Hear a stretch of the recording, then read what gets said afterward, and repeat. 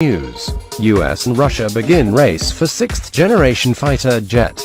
As Russia and the United States develop concepts for sixth-generation fighter jets, we look at the main demands made by the country's militaries and the issues the projects would have to overcome, as both the US F-35 and Russia's T-50 programs are nearing completion. The militaries and defense industries of both countries are beginning to look into what could be the next generation of jet fighters. While the F-35 had issues as a result of both computer problems and cost overruns, and the T-50 ran into delays as a result of engine issues, both countries are now looking at what the next generation of fighter jets could look like. Currently, Russia's Sukhoi plans to present a prototype in the 2020s, while the US Boeing is planning a 2030 release date. If we stop now, we would stop for good. Work on a sixth and probably a seventh generation are underway. I don't have the authorization to say much more than that, the head of Russian Aerospace Forces Viktor Bondarev said earlier in March.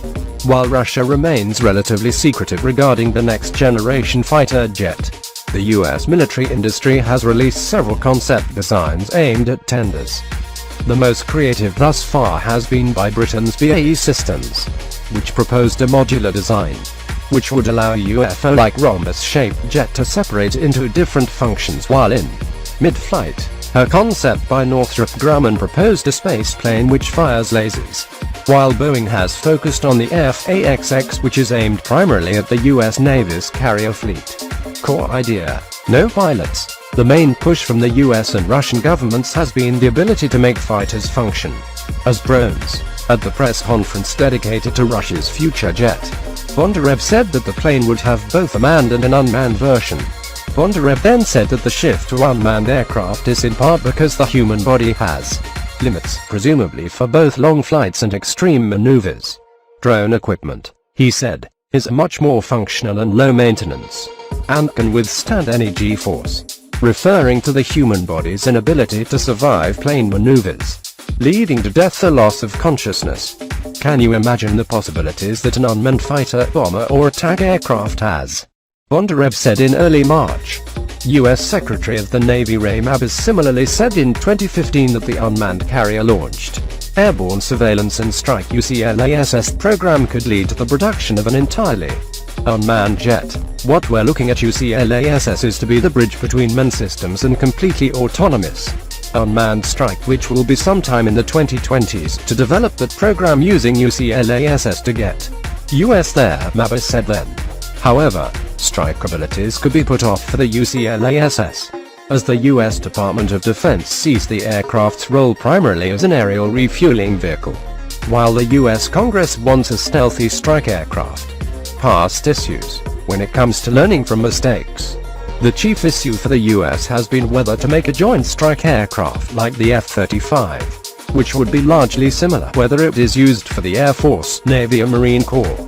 The F-35's greatest issue in that respect was that it essentially failed to come out as a joint service aircraft, as the interchangeability of parts was limited to 20%, less than the 70% expected in initial designs. You ought to think really hard about what you really need out of the sixth-generation fighter and how much overlap is there between what the Navy and the Air Force really need. Air Force LT Gen. Christopher Bogdan said Thursday, cited by Defense One.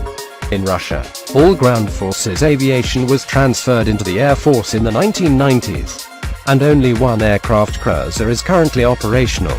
The Admiral Kuznetsov is expected to undergo modernization later in 2016, but not until it goes on a tour of duty in the Mediterranean, which may include testing out operational capabilities off the coast of Syria. Another issue with Russia's T-50 project has been in coordinating the program with India, which has been unhappy with the cost and has leaked complaints about the project to the press in the midst of the country's stalled deal to buy Rafale jets from France. When it comes to the new Project 23,000 Storm aircraft carrier, much of the concept is still in the works. Although the Russian Navy's armaments chief previously said that the development of a carrier-based T-50 is planned, which may rule out the development of a sixth-generation inter-service fighter jet. Publish in SputnikNews.com.